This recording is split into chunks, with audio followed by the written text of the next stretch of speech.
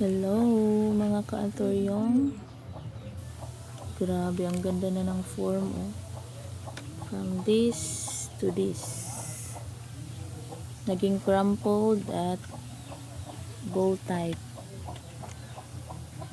Tingnan nyo naman.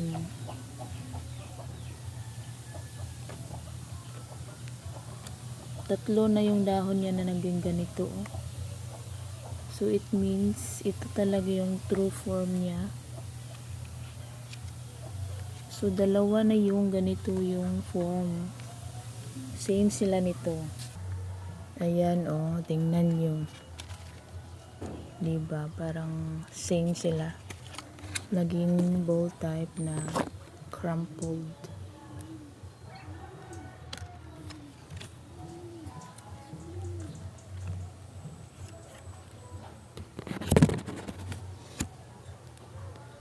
Gandara.